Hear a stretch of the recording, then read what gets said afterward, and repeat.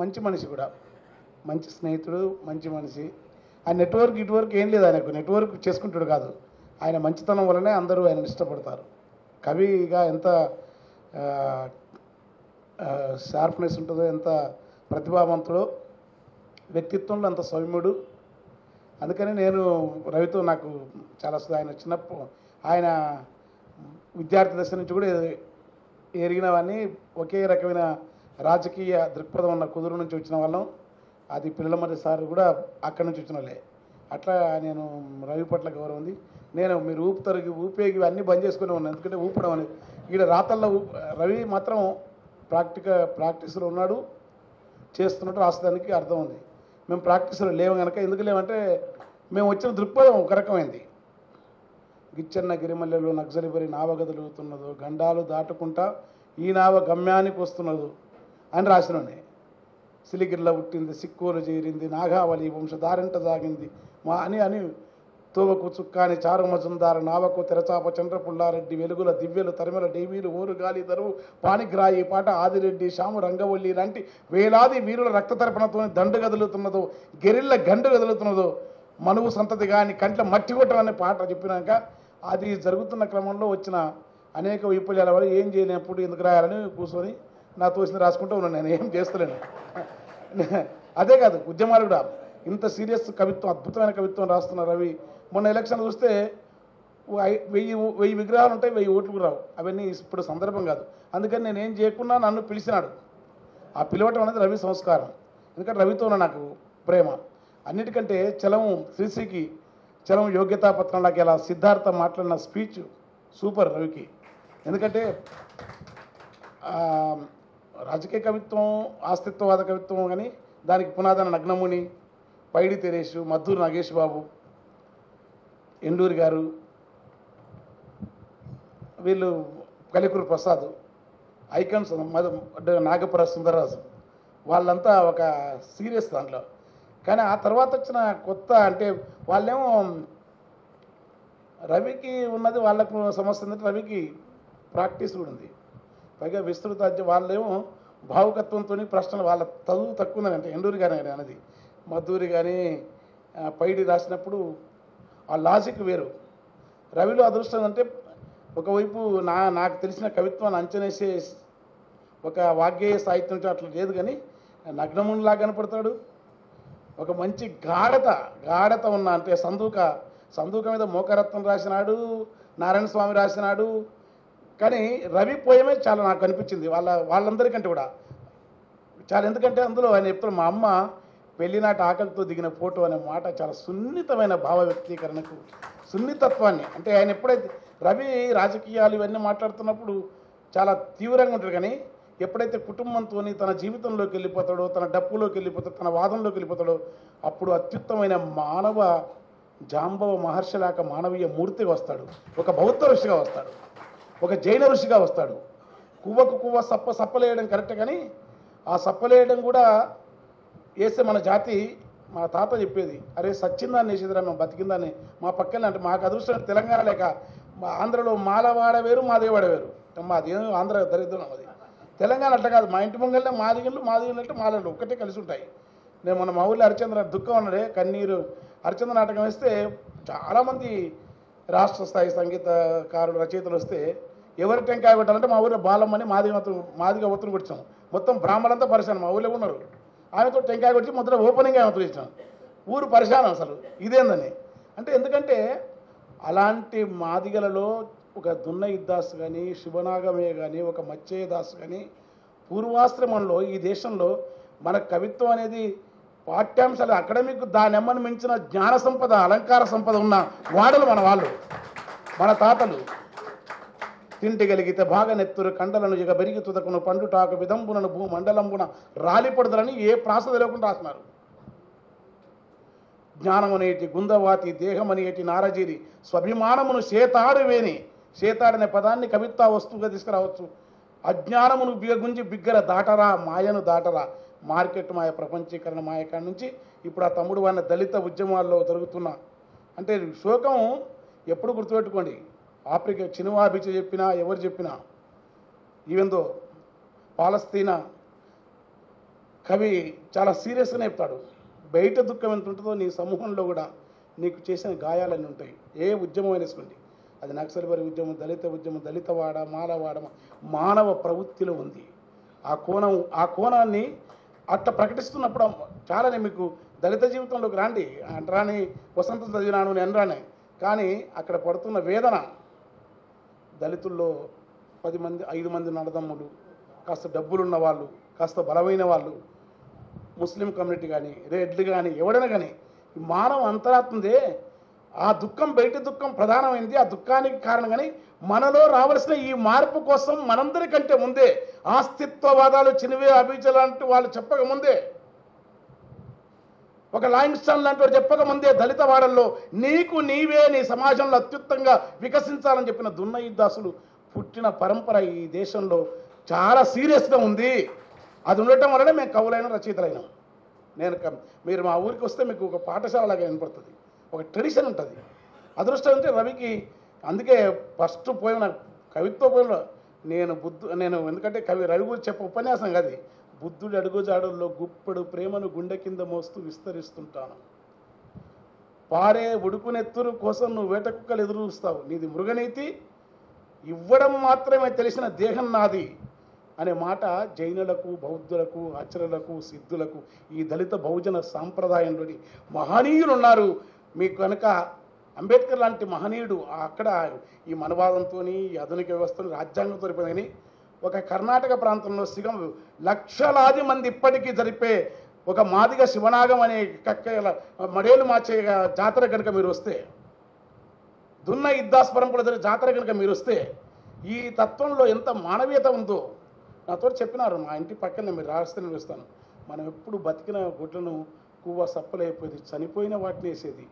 అది కూడా ఎందుకంటే మేము వ్యతిరేకించినాక మీరు తింటేనే తినాలని బలవంతంగా యజుర్వేదంలో రుద్రాధ్యాయంలో ఆవుని తిని, ఆవు బిడ్డను తిను, ఆవు విందుని తిను, ఆవును గోవిందనుడు తిని మాంసం తిని మదమెక్కిన వశిష్ఠుడు కోరిన ఆవులను తినపతి సంపుతం అంటనే కానీ మనకు అలవాటైందన్న తత్వాన్ని, చాలా బలంగా ఉన్న మానవీయ తత్వం ఉన్న మనుషులు కనుక అమ్మాయి ఏడుస్తుంటే మనకున్నది. అలాంటి బాధ్యత కలిగిన కుటుంబం నుంచి వచ్చిన రవి నాకు మిత్రుడు కావడం నాకు అదృష్టం. నేను అందుకే నా కవిత్వంలో సందుకది ఏది రాయి వాటిలో ఒక ఆర్ద్రత ఉంది, రాజకీయ కవిత్వంలో ఉంది. తన ఎంత అభిప్రాయాలు ఇస్తే ఎంత కఠినంగా ఉంటాడో, మానవ స్వభావం అయితే సున్నితుడు, పైగా నైతిక వర్తనుడు. ఇంట్లో నాకు తెలుసు అంటే నేను కవిత్వం ఉపన్యాసాలు అన్నీ వాళ్ళు ఇచ్చినాక నేను చెప్పాను. ఆ రోజు 2 కిలోల బియ్యం ఉన్నాయి, 2 కిలోలకు మళ్ళీ 2 కిలోలు పోతే ఇంటికి పోతే 4 కిలోలు 3 కిలోలు వండించినాడు. అతిశక్తి కాదు, ఒక 20 గుడ్లుగా పెట్టినాడు. 20లో 10-12 తినేసినాను. ఏమో రవి వాళ్ళు అంటే ఆయనకు అప్పటికి ఉద్యోగం లేదు. ఆ ప్రేమ రవితో ఉన్న నాకు అనుబంధం, ఆ అనుబంధం నుంచి అతని కవిత్వాన్ని చదువుకోవడం, అట్లనే దూరం పోతామని కాదు. మా బాధ అంతా రాయలేను ఇప్పటికి. తోలుగో శర్రంపే తోని వాళ్ళ తోల శముడాది అని రాసినాం. ఇప్పుడు రాయలే కాదు, రాస్తాం ఇప్పుడు కూడా. గోవుని తింటే చంపుతూనే మేము అన్నాం. కొన్ని జీవులను గొప్ప వంటవు, కొన్ని జీవులను అల్పమంటవు, కొన్ని జీవులను గొప్ప వంటవు, కొన్ని జీవులను అల్పమంటవు, కొన్నింటిని శుభశకునమంటవు, కొన్నింటిని అపశకునమంటవు. ఏది శుభమురా ఏది అశుభము, అన్నింటికి నీవే శకునివిరా, అరేరేడవు నవ్వు నీవెంటవు. ఏలెడంత ముక్కున్నది గద్ద, ఏలెడంత ముక్కున్నది గద్ద, ఎంత ఎత్తుకు ఎదిగితే వింత, గంపెడంత నోరున్నది గాడిద, ఈపున ఎప్పుడు బరువులగంత. ఏలెడంత ముక్కున్నది గాని ఎన్ని కోడి పిల్లలను మింగెరా. పాప ఆకలి అందులో తిన్నది, ఆకలి వచ్చు. కానీ జీవుల మింగిన గద్ద ఎందుకో దేవుని పక్కన వాహనమైనది. గంపెడంత నోరున్న గాడిద సింపిరి రూపమని నీవు అంటవా, గంపెడంత నోరున్న గాడిద ఈపున ఎప్పుడు బరువుల గంత, గంపెడంత నోరున్నది గాని గరిక పూసలే నములుచున్నది. బరువుల మోసే గాడిద ఎందుకు నరుని కంటితో చులకన చూసేవు అని లాంటి ప్రశ్నలు వేస్తున్నాం. దానికి ఉద్యమ రూపం వేసిన మా బావలాంటి సుధాకర్ లేడిపోయినట్టు ఉండా వీకినా ఉద్యమ రూపం ఇస్తే మేము ఎందుకు రాయమా, మాకు ఇష్టమా? అయితే అదృష్టంతో రవి లిబడ్డాడు, మేము లివ్వాలి. అది ఇప్పుడు మాకేందంటే ఈ పుస్తకం రావడం వల్ల రాయాలా, చేతుల్లో పూరి పాటలు తెల్లారదాకా తెలి అంటే అలాంటి స్థితిని లేదు. మల్లె ఊలే తెలుపున్న నాగులు, మల్లె ఊలే తెలుపున్న నాగులు, నల్లని విషమే దాగి ఉన్నది, మబ్బు ఓలే నలుపున్న బర్రెలో తెల్లని పాల దారాలున్నవి, కాటు వేసే ఆనాగు ఎందుకో నాగదేవతని పూజ చేసేదవు, పాలనిచ్చ ఈ బర్రెనెందుకో బడిత పూజతో బాధ పెడతావు. ఇంకా మీరు శ్లేష ఆ పూజ యమకం అంటారు, లాటానుప్రాసం అంటారుగా. ఈ లాటానుప్రాసం పీఠానుప్రాసం నాకు అవసరం లేదు. ఆడ పూజ ఇక బడిత పూజ రెండో అర్థం, ఒకే వస్తువును ఒకే దాన్ని మేము అంటే రెండోసారి అర్థం మారుతుంది. ఇవి ఎవరు చెప్పాడు మాకు ఎవ్వరు చెప్పకుండా రాదు. నేను దళిత వాడల్లో ఇలాంటి కవిత్వాన్ని సృష్టించినారు. ఇలాంటి పదాల అద్భుతం మామూలు కాదు. ఇలాంటి పదాలు అనుకున్నాం. ఎలుగు మీద కొంగు వరిసి ఎలుగు దాటి పోదమంటే పాపకారి ఎన్నెలేమోరా, నా పాలి చెన్న పట్టపగలై కాసినాదీరా. బయటికి పోదామంటే అమ్మ ఎన్నెలగా వస్తుందని అంటే వాళ్ళు రాస్తారు కవులు. మనకు అకాడమీ, వాడి తాతల డిగ్రీలు అకాడమీకి జీవితం. ఎవడైతే అనుసరం ఉంటారో వాడికి ప్రకృతి, వీసే గాలి, మోసే నేల, పొంగే గంగ, పొద్దు నింగి, ఐదింటి రూపం, కింద ఉన్నోనికి అనంతమూర్తి గారు వచ్చి పంచభూతాలకు దగ్గరగా ఉండాలని చెప్పకుండా మన రూట్స్ అక్కడ ఉన్నాయి. ఉన్నందుకే మనకు చాలా బలంగా రాసుకునే శక్తి ప్రకృతి ఇచ్చినది. అలాంటి జీవితం నుంచి అన్నిటికంటే ఇంకో విషయం కూడా సత్యం. అది ఏదో ప్రస్తావన కూడా వచ్చింది, వర్గీకరణ. అది సత్యం. అది వర్గీకరణ ఏదో నేను చెప్పడం వల్ల వాళ్ళకు వచ్చేది లేదు. వాళ్ళు నేను వర్గీకరణ సపోర్టిస్తే నాకు గోరటైనా నన్ను కొత్తగా కూర్చోబెట్టేది లేదు. కానీ న్యాయంగా అది కూడా వాళ్ళ ఆగ్రహం న్యాయం అది ఇచ్చేస్తే పోతుంది. అది ఇస్తే మారలకు జరిగే మేలు మామూలు కాదు. ఎందుకంటే రాజ్యం వచ్చిన తర్వాత అగ్రకులాల్లో అందరూ అనుభవించేదానికంటే వాళ్ళది ఒక 1% ఎక్కువ వచ్చినా మనకు మిగతాదన్నా మనకు వస్తుందిగా. అది రాలేదు పట్టుకొని కూర్చున్నాం ఇప్పుడు. కనుక నేను అనేది మాదిగల మీద ప్రేమతో చెప్తున్నాను, చెప్పలేను. నా లాభం కూడా నాకుంది. అది కాకపోతే దాన్ని ముంగరికటి పొద్దున్న లేస్తే ఈ పంచాయతీ నేను ఎక్కడ పెట్టుకుందు, అది అయితే అయిపోతుంది కదా అని చెప్పి నేను ఓపెన్గా అంటే త్యాగంతో చెప్తున్నాను. ఓపెన్గా గద్దరన్న నేను జేబీరాజు కాడ నుంచి శివసాగర్ కాడ సంతకం పెట్టినాక నేను సపోర్ట్ చేస్తే వాడు శనిగాడు కులం నుంచి బహిష్కరిస్తాడు. కులమే వద్దంటే కులం నుంచి బహిష్కరించారు. తొక్క ఈ కులమే నిజం. ఈ కులం అనేది వాడు పెట్టిండు కానీ మనం మాదే కాదు, నేను మాలే కాదు, ఇంకోడు కాదు. ఇక్కడ డప్పు మనం చేస్తాం, ఆఫ్రికాలో డప్పు చేస్తారు, గోండులు అరబ్బీలో డప్పు ఉంది. ఒక్కొక్క చోట ఈ మానవ సమాజ చరిత్రలో అనంతంగా మన విస్తరణ. అజంతా స్వప్నలీప్ చెప్పినట్టు నీవే మనిషివి, నీ మూలవిధి. దీన్ని మొత్తం కుల నిర్మూలన వాదం, కులం భావాలని దాన్ని పతనమయ్యే దగ్గర ఈ సాహిత్యం ఉంటుంది. దానితో పాటు కులం పతనమైనాక కూడా మానవ సమాజం కనుక తల్లిని గురించి, మానవ సున్నిత అనుభూతుల గురించి ఎప్పటికీ బతికే కవిత్వం ఉంటుంది. కులం పోవాల, కులం కూలపోతే నాశనం అవుతుంది. ఎందుకంటే ఇప్పుడు కాళ్ళు పట్టి సుధాకర్ చెప్పినారు, మన వాళ్ళు దొరసాని కాళ్ళు ముక్కు పడతారని. మంగళ్ళు పట్టినారు, మాలలు పట్టినారు. మాలలు గుర్రాల ముందు ఉరికేది. అమ్మ మా తాత మగ్గం నేస్తుంటే ఇప్పటికి పాత కట్టలు ఉన్నాయి. మగ్గం సాలే వాళ్ళు ఇప్పటికి భూదాన పోచంపుల్లో మా మేనమామ భగవంతని పట్టు చీరలు పద్మశాల కంటే బాగా నేస్తాం, మీరు పోయి తెలుసుకోండి. కానీ ఎక్కడ పోయింది మా వృత్తి? ఏడవైంది. మేమేం కావాలా? ఈ వృత్తి ఎందుకు అంటే వృత్తి ఉన్నది.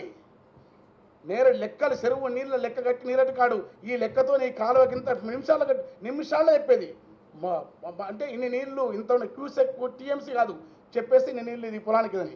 ఇలాంటి జ్ఞానం అంతా వాళ్ళు నాశనం చేసిన తర్వాత ఇది అన్న తర్వాత దుఃఖంతో ఉన్నాక ఇందులో మాల ఉద్యమకారుల పట్ల కూడా ఈ నేసిన ప్రశ్న న్యాయం. అది నాకు ఇష్టం లేకుండా అది కంపల్సరీ. ఎందుకంటే ఎవడైనా సరే నీ ఉన్నదానికంటే కింద జగన్ రెడ్డి కానీ మా గురించి రాస్తాడు, పీడిత ఆదివాసుల గురించి.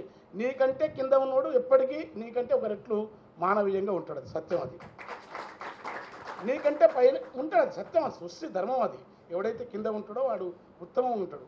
నాతో లక్ష్మీనారాయణ సార్ కంటే నేను కొంచెం ఎక్కువ బాధ ఉంటుంది. నాకంటే పర్సనల్ ఉంటారు. పర్సనల్ కంటే డక్కలు వీళ్ళకంటే ఇంకా ఆదివాసులు ఏమీ లేని వాళ్ళు. ఈ మొత్తం జీవితాన్ని మార్చే క్రమంతో వచ్చే గొప్ప రచయిత, మంచి మిత్రుడు, నాకు చాలా ఇష్టడు. ఎందుకంటే నేను రవితో మళ్ళీ ప్రయాణకున్నా. మొన్న వాడు గుళ్ళె ఒత్తిళ్ళ కొడితే మేము ఛాయ తాగితే గ్లాసులు మైలబడి పోతా వంటివి, మేము మొక్కితే దేవుడు మైమగోలు పోతాడంటివి, మేము గుళ్ళె కడిగే పెడితే గుడినే వెలివేస్తివి కదరా. అరే గాలి వీల్చి వదులుతున్నాము, గాలి వీల్చి వదులుతున్నాము, గాలిని కూడా వెలివేస్తారా. వెలిగే పొద్దుల తిరుగుతున్నాము, పొద్దును కూడా వద్దంటారా అంట. తెల్లని బట్ట కడితే మామూలేం పోదని, తెల్లని బట్ట కడితే మామూలేం పోదని, బల్లెకొస్తే మాకేమవుతాదని, చిట్ట చివరి వజ్రాయుధంబుగా స్త్రీలను అవమానించినవంటవు. అదే కారణము మేము చూపితే ఇన్నేళ్ళు వాళ్ళ తలలెన్ని రాలవలే. లాజు గుట్టమే సమరసింహ దొరబాబు సల్లంగుండాలి, మీరు రాజీ ఉండాలి. నేను వాడతా, మరి నీవు మొత్తం సంఘం లేదు మీటింగ్లో 50 ఓట్లు వస్తారే కానీ అమ్మ. అరే ఎంత ఎంత ఏడుపు వస్తుందో నాకు వాడనే కదా లవుడలా అవార్డులకి వాళ్ళు తీసిపాడుతాం మేము. ఈ అవార్డు అనేది ఈ బొత్సుల అవార్డు తీసిపా, నేను రాసుకోండి, నా ఇంటికి వచ్చి వాడిని నేను తీసుకోపోరా కాలో అన్ని ఇస్తాను నీకు. మీరు ఉద్యమం చేయండి, మీరు అరే అన్నీ కాదు నీ కాదు తినడు. అరే మీరు అంటే విషయం చెప్తున్నా, ఈ అవార్డులు ఇవన్నీ ఎవడు వాడిస్తే నిక్కమైన ప్రజల కవివే మనకు, నిక్కమైన ప్రజల కవివే మనకు, జగమున ఎవడు సాటిరా. ఈ భోగ భౌతిక సుఖములు నా గోసిపాతకు సమము కావని, రాజమూకను నమ్మరాదని రాజ్యమును ఎదిరించి నిలిసి పాటల ఎగతి కలిగినట్టి ఈటల, పాటల ఎగతి కలిగినట్టి ఆట వెలదిల పద్యమల్లి పుటకపు ప్రతినీతి పైన ఈటలా వెల విసిరవేమన అతని పోమా మార్గదర్శకుడు. కన్న కొడుకుల కన్న మిన్నగ కక్కడిని తానాదరించెను. ఈ దేశంలో గుర్తుపెట్టుకోవాలి, అది వైరుధ్యమో లాభమో స్వార్థం కానీ లక్ష్మణర్సన్ లాంటి వాళ్ళు మాకు చెప్పాలి. మార్క్సిస్ట్ దృక్పథంతో ఉందేమో కానీ, ఎందుకంటే ఒక వీరబ్రహ్మం గారు శివపోతులు వాళ్ళు విడిచిపెట్టి ఒక మాదిగ కక్కడిని ప్రధాన సృష్టి చేసినాడు. ఈ దేశంలో 16 శతాబ్దంలో జరిగిన ఘటన ఇది. రామానుజాచార్యుడు ఒక ధనుర్దాసును స్నానం చేసే కంటే ముందు అగ్రకొలసి ఒక ధనుర్దాసు పాదాభివందనం చేసిన ఘటన. కథన కల్పన మాకు తెలియదు. ఈ ప్రశ్న ఏందో వెంటాడుతుంది. అందుకనే కన్న కొడుకుల కన్న మిన్నగ కక్కడిని తానాదరించను, మఠములను తులనాడి సిద్ధుని, సిద్ధు అంటే మా స్కై, సిద్ధుని కచల తత్వము నెరక చేసెను, అచ్చమాంబ ఇల్లు చేరి ఆల మందలగాసినాడట. ఈ మాట ఎందుకంటే తెలుసా, నేను శంకరాచార్య మఠం, పుష్పగిరి మఠం, ఉబ్బిలి మఠం ఏముంది, ఆశ్రమాన్ని వదిలితే నువ్వు ఏ శికారు నుంచి దిగవు, బంగారు కిరీటమప్పు పట్టు పంచ నీకుంటది, తెల్లారెటాల కల్లా సన్నీళ్ళ తానవాడి అర్షడ్ వర్గాలను నేనన్ని జయించినంటావు. నీకంటే మాకక్కయ్య శిరపుషాల పెదపుషాల విషపుగాలి తుంపర్లలో ఈతముళ్ళు తుమ్మముళ్ళు కాళ్ళకింత ఆనెలైతే తడుసుకుంటా వణుకుకుంటా నీ దేవునికెట్టే ప్రసాదమని వరు పంపినాడు. పని రావిషట్ పొద్దున్నే పలహారం పులిహోరతో చేస్తావు, లడ్డులు సున్నుండలంటే లటికీలు కొడుతావు, అర్చన శ్లోకాలు చదివి హారతి నైవేద్యమిచ్చి ఆపస్వపమై నీవు అంత ఇది అవుతావు. నీ బొత్స గంట కాలిగుంచవు అయ్యగారు, సల్ల మజ్జిగన్న నింపుతావు. ఆ మజ్జిగెవరు తెచ్చిరి, ఆ ఆవునెవరు తెచ్చిరి. అది కాదటువంటి మఠం పెట్టలే వీరబ్రహ్మం. అచ్చమాంబ ఇల్లు చేరి ఆలమందలగాసినాడట, సుత్తివారి సెవట్టి కమ్మరి వృత్తిలో జీవించగాని, మఠములను నెలకొలిపి లోకుల మైమలతో భ్రమ పెట్టలేదు. వీరబ్రహ్మము యోగిరోరన్న నిరతంబు శ్రమతో త్యాగతత్వము నిరకపరిచన్న. పని చేసిండు, మీలేక బోధలు చెప్పి అనుష్ఠానం అది పెట్టుడు తినిపెట్టు ఆ స్వామి ఈ స్వామి అమ్మ ఆ స్వామి దురదు అంటే పోతనా మాత్రం వేరే ఉండొచ్చు. ఈ దురదృష్టమైన కల్చర్ను ఆల్టర్నేటివ్ కల్చర్ ఉంది దేశంలో. మా రవి వాళ్ళ దాన్ని కంటిన్యూస్ చేస్తున్నాం అనుకుంటున్నాం. చేయడం వల్ల మాలంటున్నాం. మరి నీకేం మాకేం ఉంటుంది, రాస్తా. ఎందుకంటే రాస్తే రాయపతి సమరసింహారి రాదు. పవర్ కానీ ఈ రాసినాక మేము రాస్తున్నాం, కానీ మేము రాస్తున్నాం మేము ఎంజాయ్ చేస్తున్నాం. ఏం కర్మరా బాబు, ఇది ఇక్కడే ఆడ వేంపేంట అట్లా చుండూరు ఇట్లా ఒక్కడు మాట్లాడు, ఒకటి దెబ్బ కొడితే. మొన్న ప్రణయ్ జరిగితే నేను రవి ఉన్నాడు, నేను పోయి ముందల లివడ్డ తర్వాత వేల మంది వచ్చాను, నాకు ఫోన్లు వచ్చినాయి, సంపుతున్నారు ఏం అడగండి, మీకు కావాల్సిన రికార్డెడ్ ఉన్నాయి నాకు. నేను అక్కడ ఉన్న శివం దగ్గర నీవేడపోయామంటే ఎందుకోమరా బాబు, మీరు మళ్ళీ ఉద్యమాలు చేస్తే కవులం రచయితలు మేము రాస్తాము, మీరేం చేయకుండా మమ్మల్ని రాండి, మేము రత్వారని మమ్మల్ని మీరు చేయండి బాబు, మీరు కదిలేండి, మేము ఎందుకు రాయకపోతే మమ్మల్ని అడగండి. మీరు మంచిగా పంచుకొని పండి మమ్మల్ని అంటే మేమేనా ఏమో మేము తింటే పైసలు వదిలే. కవులు రచయితలు సిద్ధార్థ చెప్పినట్టు దుఃఖం, కన్నీరు అమ్మ అయిపోయిందమ్మా, అమ్మ పాదాబంధనం, కన్నీరు చుక్కున్నచ్చు అట్లాంటి స్థితిని తెచ్చిన ఈ కవిత్వం మీద చాలా నాకు ఇష్టమైన కవితలు అన్నీ మంచి రాజకీయ కవితలు. అనుబంధాలకు వచ్చినప్పుడు రవిలో ఉన్న మానవత మూర్తి కవితలు. రవి విషయాలను విభేదించినది డెమోక్రటిక్ అప్రోచ్ ఉంటుంది, అంబేద్కర్ చెప్పిన పత్రం ప్రజాస్వామిక దృక్పథం ఉంటుంది. ఖచ్చితంగా ఉండాల్సిందే, ప్రశ్నలు రావాల్సిందే. ప్రశ్నల వల్లనే శతగాత్రమైన దేహం మాత్రం ఉంటుంది. అజంతా గాయపడ్డవాడే గొప్ప, సిలువ కారే నెత్తురు సిలువ నుంచే సత్యం వచ్చింది, గుర్తుపెట్టుకోండి. కరణం నుంచే తండ్రి వారేమి కనుక గాయపడడం నేర్చుకున్న మనం ఆ గాయ దుఃఖాన్ని మోసుకొని తిరగాలనుకున్న మాటను నేను కన్నీరొక చుక్కున్నచో ఏ కష్టమైన భరింతును, కన్నీరే కనుమరుగైనచో ఏముడు. ఆ ఏడుస్తూనే ఏడుపులను ఒక దైన్యతను, ఆ ఏడుపు కొట్టు కాదు, అది కరుణకు సంకేతం, మానవీయత సంకేతం.